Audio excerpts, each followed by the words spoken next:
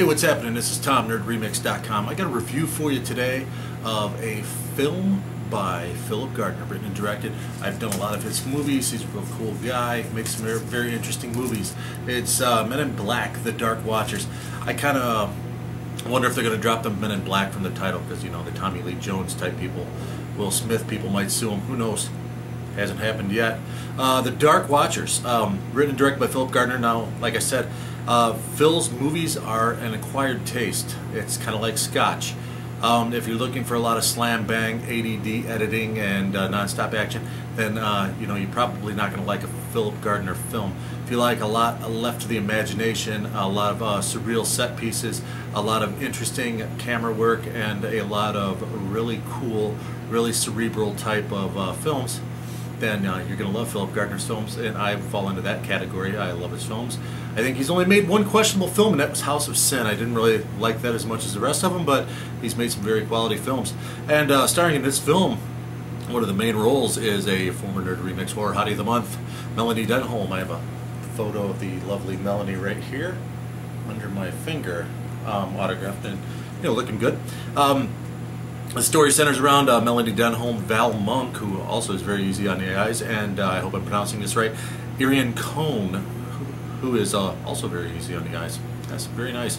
Three ladies living in the countryside, and there's some UFOs going on. It actually opens with a shot of Jessica Messenger, another very attractive British actress who has worked with Philip Gardner before. Something happens to her in the woods, you're not quite sure. Well, cut to the three ladies living in the countryside. There's some UFO sightings and some mysterious presence of a man in black, played by Rudy Barrow. The ladies go out into the woods, come back, discover they're missing time.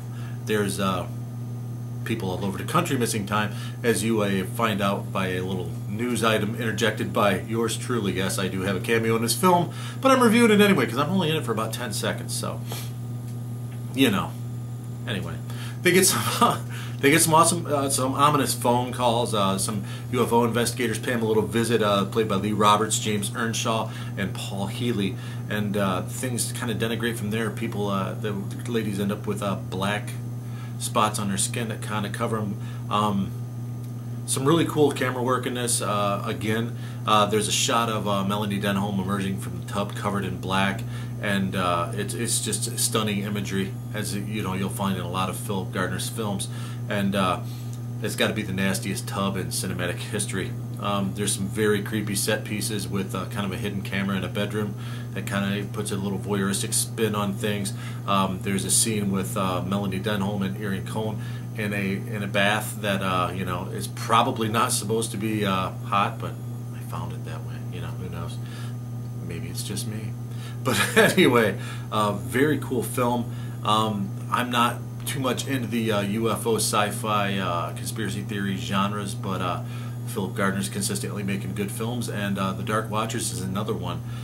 It's set to street, I believe it's streeting now by Reality Entertainment, you know, a branch of Chemical Burn Entertainment, and very good performances, very strong performances by the three female leads, Melanie, Val, and Irian. I hope I'm pronouncing that right.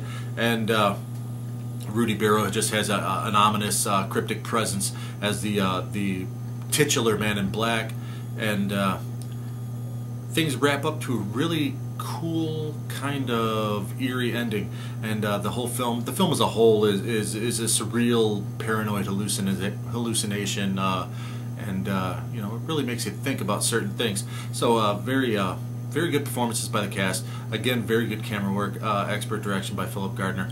Outstanding pacing, all technical aspects of the movie are good, and I really enjoyed this movie, and I was glad to be a part of it. I didn't really want to review it, as I said, because I do have a bit part in it, but my part's not that integral to the plot, and like I said, I'm only in it for 10 seconds. So, with that being said, I'm going to give it a rating of 8.5 out of 10. That is a very 85% rating. I like that, because I generally don't give 9s too much, and never a 10. But Men in Black, The Dark Watchers. Support independent cinema. 8.5 out of 10. Thanks.